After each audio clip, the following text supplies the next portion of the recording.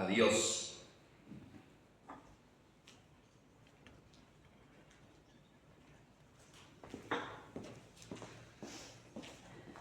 Vamos a leer algunos versículos aquí en Primera de Corintios. En primer lugar, vamos al capítulo 15.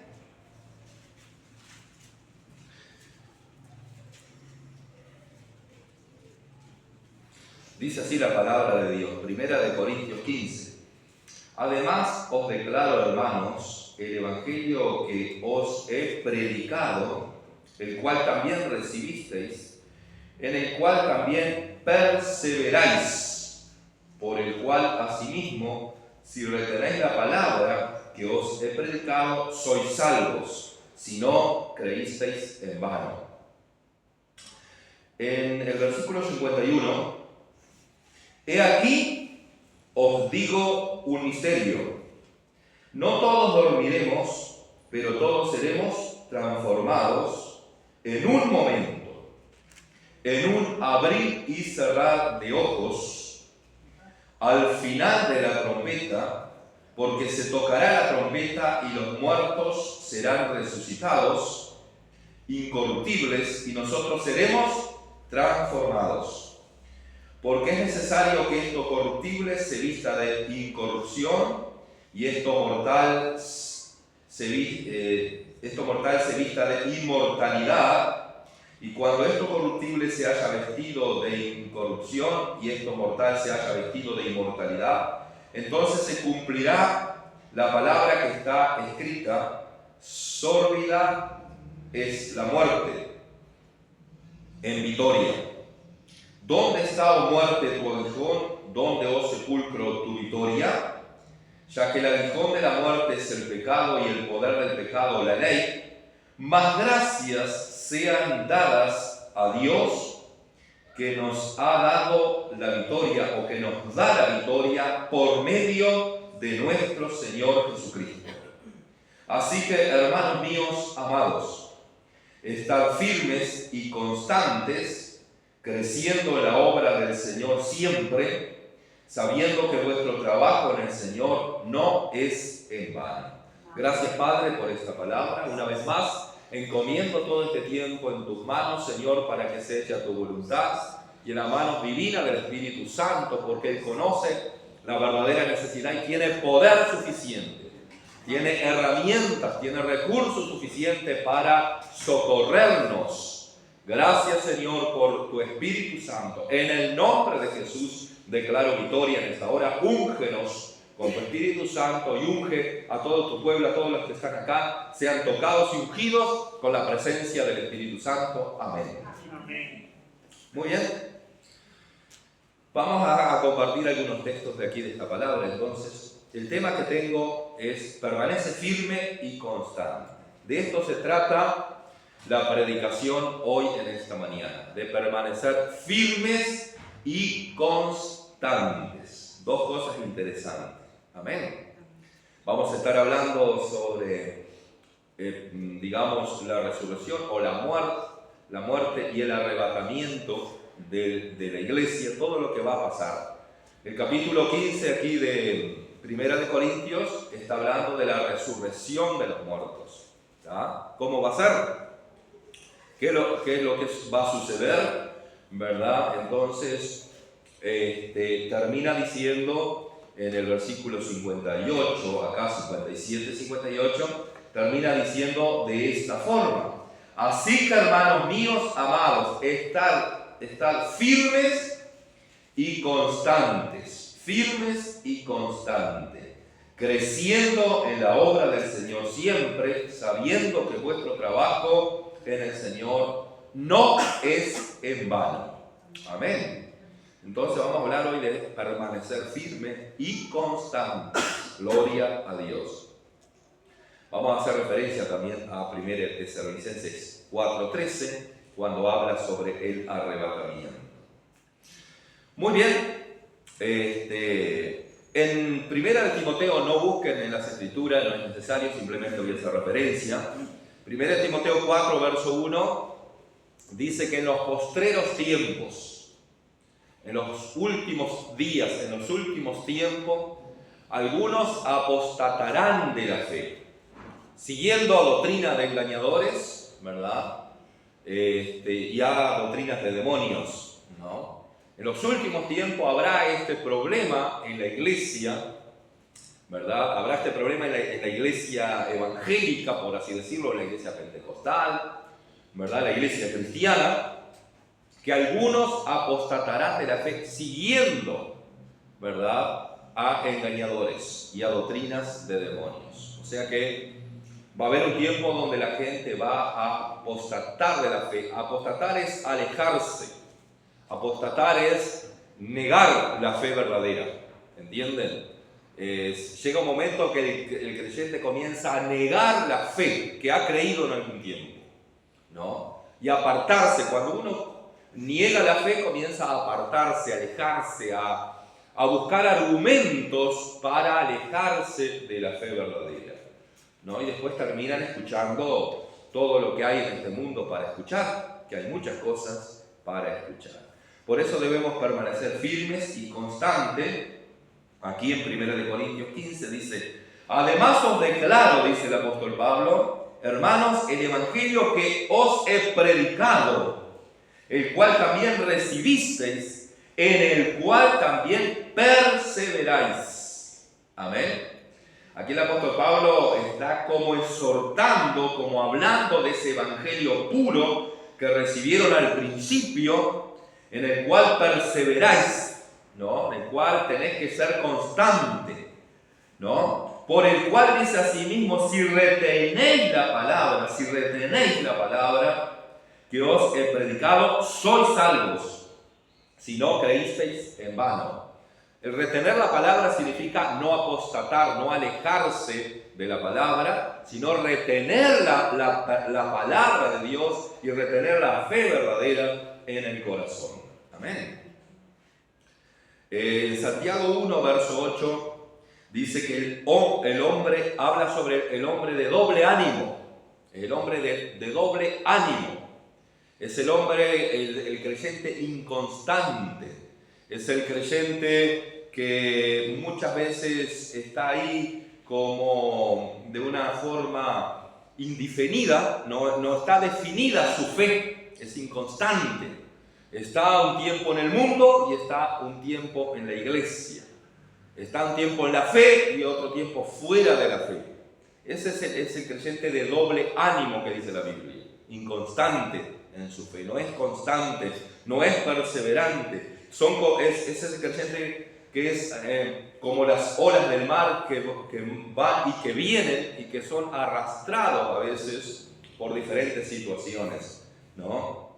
Eso sucede también en las iglesias, hermanos, que hay creyentes que no son constantes, que no son perseverantes, ¿verdad? Que un día sí están en Cristo, otro día no están, un día sí están sirviendo, otro día no están sirviendo, un día sí están comprometidos y otro día ya no se comprometen, son inconstantes, ¿no? Y bueno, pero la Biblia ya ha hablado sobre esto entonces, que hay hermanos de doble ánimo, ¿no?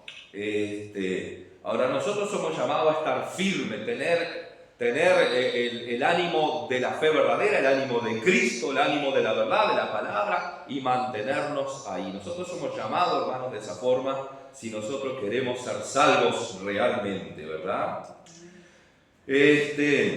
Algo interesante, que el hombre de doble ánimo está dividido, ¿no? Su fe está dividida, su pensar está dividido. En la época de Elías, ¿se acuerdan de los profetas de Baal? Dice que la gente, el pueblo de Dios, claudicaba entre dos pensamientos, estaban divididos. Su pensamiento estaba dividido. ¿Qué hago? ¿Creo en Baal o creo en el Dios de Elías? ¿Verdad? Había ese conflicto en la mente, en el corazón, esa batalla, ¿verdad? ¿Sigo a Cristo o dejo de seguir a Cristo?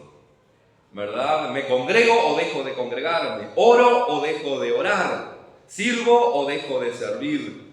Esos dos pensamientos, entonces, una persona que está entre dos pensamientos no crece, hermano, está en una lucha para acá, para allá, y no se desarrolla espiritualmente, no crece, no se afirma, ¿verdad? Y todos nosotros sabemos que si en la vida nosotros queremos conquistar algo, triunfar y obtener promesas de Dios, y si aún en el área secular, ¿verdad? Hay un dicho popular que dice: persevera y triunfarás, ¿verdad? Pero aquel que un día está en toda y el otro día ya no está en ninguna, ese no llega a ninguna parte, no llega a la meta, ¿verdad?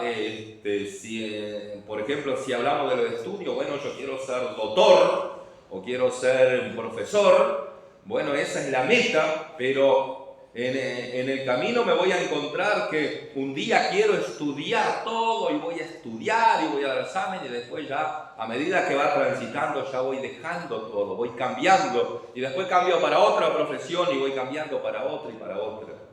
No somos nada al final del camino.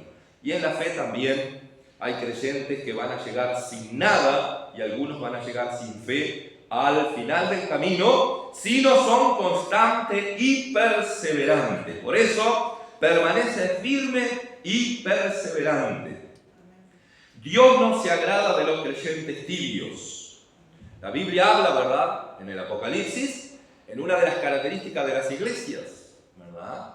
Por cuanto no eres frío ni caliente, sino que eres tibio, te vomitaré de mi boca. Dios no le agrada el creyente tibio. El creyente tibio es aquel que no se afirma, aquel que un día está en un lado y otro día está en otro. No crece, no madura, ¿verdad? No persevera, termina siendo un creyente muy tibio, ¿no? Entonces, la Biblia dice que Dios no se agrada, ¿amén? Entonces, hermanos, nos urge permanecer firme y constante, ¿amén?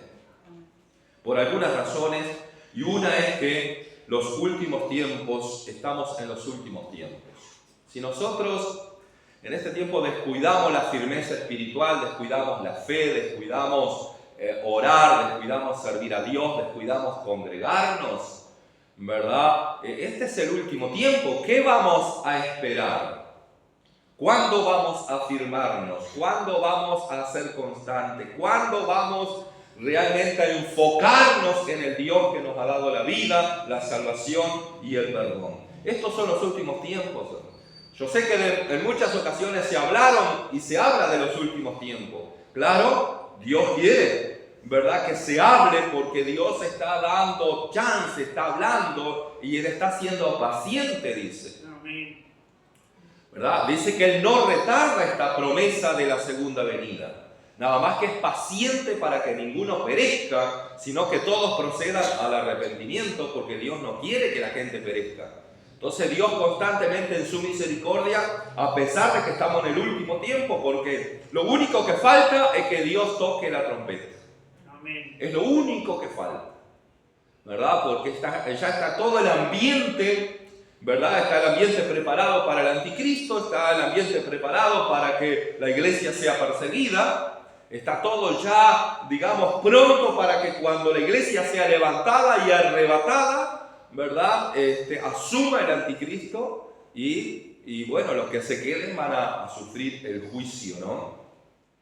Que va a ser un juicio bastante horrendo para los que se queden. Por eso, hermano, tenemos que comprender que estos últimos tiempos no son para pensar qué hago, si voy para allá o voy para acá. Es un tiempo donde yo tengo que consagrarme, enfocarme, afirmarme y ser constante, ¿amén? Porque debo de crecer. Amén. Estar firme y constante, dice, creciendo en la obra del Señor. Creciendo en la obra del Señor, en el reino de Dios, creciendo ahí espiritualmente lo que Dios quiere. Amén. Por eso, hermano, no es tan fácil, o sea, no la podemos tomar tan livianamente, porque tenemos que abrir mucho los ojos, estar muy vigilantes y atentos. Porque está en juego nuestra salvación. La Biblia dice, ¿cómo escaparemos si descuidamos esta salvación tan grande? ¿Cómo escaparemos si descuidamos una salvación que es tan grande, porque costó un altísimo precio, costó que el Hijo de Dios bajara del cielo, dejara su trono de gloria, de luz, de bendición, bajara a sufrir, ¿verdad? bajar a pagar el precio del sufrimiento y de la muerte de cruz, aquí se hiciera hombre, ¿verdad? El Señor, amén. Entonces, está en juego nuestra salvación, hermanos. Estamos de paso, somos peregrinos. He visto, hermanos, en este tiempo cómo la gente se proyecta únicamente para la vida terrenal. Todo lo que queremos lograr y todo lo que queremos hacer y todo lo que nos aflige es solucionar los problemas terrenales, ¿verdad? Y eso afecta a la iglesia también, porque la iglesia también a veces se enfoca solamente en solucionar asuntos terrenales, cuando deberíamos venir y orar a la iglesia, adorar en la iglesia, rendir culto a Dios, estar en la presencia, llenarnos de la presencia, llenar nuestras lámparas de aceite para que no se apaguen, ¿verdad? Debería haber un despertar espiritual en la iglesia. Sin embargo, no sucede ese despertar porque muchos, ¿verdad? De aquellos que han confesado una fe, muchos se dedican más a solucionar los asuntos terrenales que los asuntos de la vida espiritual. Cuando la Biblia dice que debemos buscar a Dios en primer lugar para que Él nos bendiga y por añadidura venga su bendición en el tiempo preciso, para que Dios conteste nuestras oraciones en el tiempo preciso, para que Dios haga ese milagro en el tiempo preciso, y Dios no hace porque nosotros no le ponemos en primer lugar muchas veces, ¿verdad? Entonces, hermanos, está en juego nuestra salvación. Está en juego la salvación de nuestros seres queridos. Amén. Está en juego porque, hermanos, la Biblia dice, cree tú en el Señor Jesucristo. Cree tú y si tú crees, hay una promesa para tus hijos y para tu familia. Amén. Serás salvo tú y toda tu casa. Entonces, quien debe creer y perseverar y permanecer y ser constante, debo ser yo. Amén. Soy yo el que debo de creer y dejar que Dios se encargue, que Dios va a solucionar, que Dios va a salvar, que Dios va a hacer la obra. Dejar eso en las manos del Señor, porque yo no puedo cambiar a nadie y no puedo salvar a nadie, pero hay una promesa de que Dios va a salvar a nuestros hijos. Entonces está en juego, hermanos. Nosotros amamos a nuestros hijos, queremos encontrarnos. En la época de la iglesia primitiva, según se entiende, hermanos, que había gente que se bautizaba, que creía y se bautizaba por los muertos, pero se entiende acá que la gente creía y se bautizaba por aquellos seres queridos que habían muerto en Cristo, que habían muerto, ¿verdad? Y ellos querían, se convertían a Cristo y se bautizaban porque querían estar junto a ellos después que murieran, ¿verdad? Por eso se bautizaban por sus familiares, pero no para salvar a sus familiares, lo que sea, sino que se bautizaban para seguir la misma fe de esa persona que había muerto, que era un familiar. Entonces, había una intención de la gente de decir, no, yo quiero ir al cielo allí donde está mi familia. Amén. Yo quiero ir al cielo allí donde está mi familia. Era así. Ahora nosotros, hermanos, está en juego la salvación de nuestros seres queridos. Por eso debemos ser constantes, ser perseverantes y crecer en la obra del Señor, porque está en juego la salvación de mi familia. Aquellos que dicen, bueno, yo voy a ir después o mañana o otro día, hermanos, el después, el mañana o el otro día los van a encontrar sin fe. Amén. Van a venir los problemas y los van a encontrar sin fe. Va a venir la batalla, va a venir la tempestad y van a encontrar esos creyentes que dejaron para después el crecer, el estar firme, ¿verdad? Porque nosotros estamos sembrando constantemente. Hoy ustedes están buscando una forma, hermanos, de nutrir su fe porque la van a necesitar. Ustedes están acá y la fe que están nutriendo hoy, que están alimentando hoy, la van a necesitar para mañana. Pero si usted no está aquí hoy, su fe mañana va a ser menguada. ¿Entiende? Por eso es así. Nosotros ahora sembramos y cosechamos después. Ahora, si no sembramos nada ahora, si no nos preocupa nada del reino ahora, si no nos alimentamos y no nos afirmamos ahora, mañana no habrá cómo, hermanos. No habrá cómo, porque las cosas no suceden por arte de magia. Las cosas suceden en el proceso y en el tiempo de Dios. Y Dios nos da este tiempo. Dios nos está regalando un tiempo para que aprovechemos. Aprovechando bien el tiempo, dice, porque los días son malos. ¿Por qué debemos, hermanos, estar firmes y constantes? El juicio sobre este mundo es un hecho irrefutable. Amén. El juicio de este mundo. Va a haber un juicio, hermano. El mundo está mal, está loco, está embravecido. Es como un mar oscuro, embravecido, ¿verdad? Ya no sabemos más cuántos males más van a venir sobre este mundo. Pero recuerde que cuando el mal llegó a un tope, Dios dijo, voy a raer, voy a quitar al ser humano sobre toda la faz de la tierra. Y fue en la época de Noé. Entonces, si hoy vemos que el mundo está mal, si el mundo no tiene corrección o no quiere ser corregido, es porque hay una multiplicación de la maldad, hermanos. Ahora la Biblia habla de que va a venir un juicio, un día de la ira sobre este mundo, ¿verdad? Y así como Dios salvó a Noé porque no era justo con su familia, Dios va a salvar a su pueblo, Dios va a salvar a su iglesia, Dios va a salvar a sus hijos, porque sus hijos han sido justificados y están caminando en el camino de la verdad, de la justificación por fe. Están caminando en ese camino de vida, en el camino angosto. Amén. Se están esforzando, se están nutriendo en fe, se están preparando, están siendo perseverantes, constantes, están llenando las lámparas de aceite. Entonces Dios dice, este es el grupo que yo voy a llevar antes de que venga el juicio. En la época de Noé llevó a Noé y su familia, ¿verdad? Pero en esta época va a llevar su iglesia, su pueblo, los comprados por la sangre de Cristo, los que han creído, los que han perseverado, los que han retenido la palabra y los que han retenido el evangelio en su corazón y en su mente y han caminado cada día. Así que no descuide, hermanos, seamos firmes y perseverantes porque hay un juicio sobre este mundo que es un hecho. Ya Dios dice en la Biblia que está establecido que el hombre muera una sola vez y después el juicio, ¿verdad? O sea que va a haber un juicio en la gran tribulación, eso lo sabemos, ¿verdad? Va a haber un juicio terrible en la gran tribulación para los que se queden, para los tibios, para aquellos que no han querido perseverar ni ser constantes, pero después aún, ¿verdad? Después de la tribulación y todo, aquellos que mueran sin Cristo van a experimentar un juicio, ¿verdad? Para condenación. Sigue la palabra, hermanos. Gloria a Dios. Aleluya. Aquí en el versículo 58 dice de esta forma. Aleluya. Dice, así que hermanos míos amados, estad firmes y constantes, creciendo en la obra del Señor, siempre sabiendo que vuestro trabajo en el Señor no es en vano. Amén.